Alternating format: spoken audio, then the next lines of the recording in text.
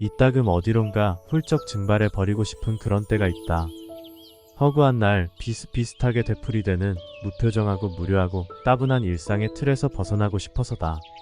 내 삶을 다시 시작해보고 싶은 열망이 안에서 솟구칠 때면 어디론가 훌쩍 바람처럼 떠나고 싶다. 그러나 그때마다 갈 곳이 선뜻 떠오르지 않았다. 잘못 들어서면 또 다른 타성의 늪에 갇힐 것이기 때문이다. 지난 4월 19일 오후 서울 법련사에서 법회를 마치자마자 나는 아무에게도 알리지 않고 길을 떠났다. 어느 깊숙한 두메산골에 화전민이 살다가 비운 오두막이 있다는 말을 한 친지로부터 전해 듣고 결심을 단행하게 된 것이다. 서둘러 달려갔기 때문에 봄날의 기내가 기울고 땅거미가 질 무렵 가까스로 그 오두막에 당도할 수 있었다. 그야말로 문패도 번지수도 없는, 전기도 통신 수단도 전혀 없는 태고적 그대로인 곳이었다. 시냇물 소리와 골짜기에서 불어오는 바람 소리가 뼛속까지 스며들었다. 어둠이 내리자 영롱한 별들이 쏟아질 듯 빛을 발했고 머슴새가 번갈아 가면서 밤새 울었다. 하룻밤 자고 일어나니 머릿속이 아주 개운했다. 시냇가에 나가 흘러가는 물을 양껏 떠마셨다. 문명의 발톱이 핥히지 않은 곳이라 흐르는 시냇물인데도 물맛이 아주 좋았다. 처음 그 오두막을 찾아갈 때는 사람이 거처할 만한 집인지 둘레가 어떤지 내 눈으로 살펴보고 한 이틀 쉬었다가 돌아올 생각이었다. 그런데 하룻밤 쉬어보니 그대로 눌러있고 싶어졌다.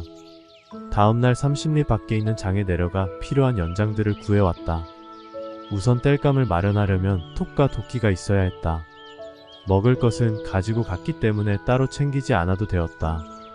그 오두막에서 나는 꼬박 열하루를 지냈다. 내 팔자가 그렇듯이 어디를 가나 손수 끓여 먹는 일이 나를 나답게 만들어 주었다. 처음 2, 3일은 전기가 없어 어둠이 좀 답답하게 여겨졌지만 이내 아무 불편도 없었다. 촛불이 훨씬 그윽해서 마음을 아늑하게 다스려 주었다. 문명의 연장에 길이 든 우리는 편리하다는 그 한 가지만으로 많은 것을 빼앗기고 있구나 하는 생각이 문득문득 들었다. 그곳에서 지내는 동안 다행스럽고 고마운 일은 무엇보다도 사람 그림자를 전혀 볼 수 없는 점과 만날 그저 그렇고 그런 세상 돌아가는 소식이 미치지 않는 점이었다. 나는 근래에 와서 사람을 그리워해 본 적이 전혀 없다. 앞에서 사람 그림자라는 표현을 썼지만 보다 솔직한 표현을 쓴다면 사람꼴이라 했을 것이다. 사람들에게 시달린 처지라 사람꼴 안 보니 얼마나 좋았는지 몰랐다. 우리가 진정으로 만나야 할 사람은 그리운 사람이다. 한 시인의 표현처럼 그대가 곁에 있어도 나는 그대가 그립다는 그런 사람이다. 곁에 있으나 떨어져 있으나 그리움의 물결이 출렁거리는 그런 사람과는 때때로 만나야 한다.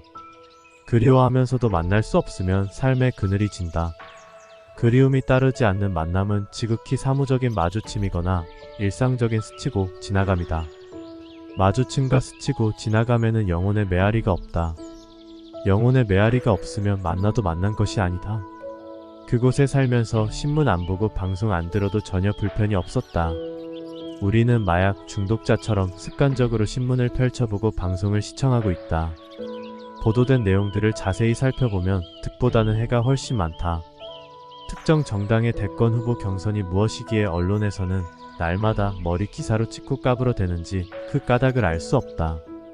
그런 보도가 우리들의 삶에 무슨 득이 될 것인가. 양식과 형평을 잃고 한쪽으로만 몰아가는 언론의 횡포가 우리들의 맑은 의식을 얼마나 얼룩지게 만들고 있는지 되돌아볼 줄 알아야 한다. 뒷날 산을 내려와 배달된 신문을 펼쳐보고 솔직히 말한다면 이건 시끄러운 소음이요 쓰레기더미구나 싶었다. 내 정신과 몸에 얼룩이 묻기 전에 얼른 방 밖으로 그 신문을 밀쳐버리고 말았다. 진정으로 우리가 알아야 할 것이 무엇인지, 우리들의 삶에 어떤 성질의 정보와 지식이 얼마만큼 소용되는 것인지 제정신을 지니고 살려는 사람들은 냉정하게 가릴 줄을 알아야 한다. 그곳에서 지내는 동안 다음과 같은 옛글이 떠올랐다.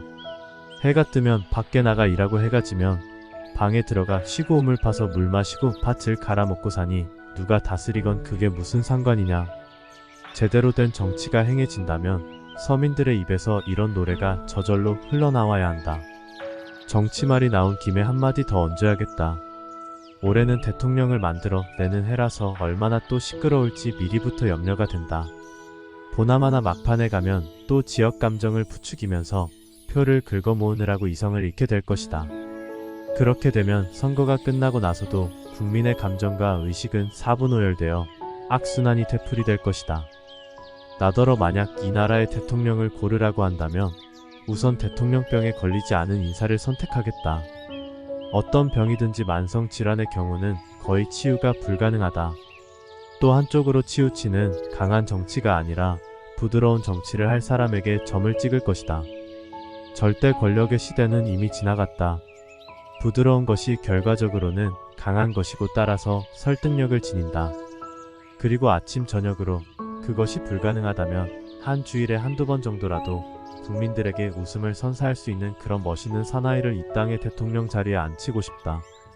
이 땅의 정치에서 우리는 일찍이 웃음을 찾아볼 수 없었다. 무고한 시민들에게 잔뜩 겁을 먹게 하거나 불안에 떨게 하면서 팽팽한 긴장감만을 심어주었지 언제 한번 속 시원히 웃어본 적이 있는가. 웃음을 선사할 줄 모르는 정치는 향기 없는 꽃이나 마찬가지다. 웃어야 일이 풀리고 복이 온다.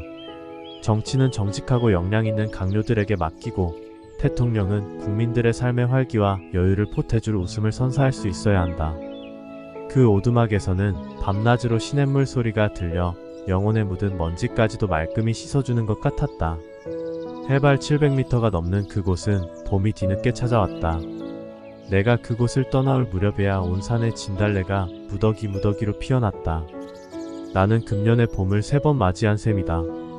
첫 번째 봄은 부겐빌리아가 불꽃처럼 피어오르던 태평양 연안의 캘리포니아에서였고, 두 번째 봄은 산수유를 시작으로 진달래와 삼벚꽃과 철쭉이 눈부시도록 피어난 조계산에서였다.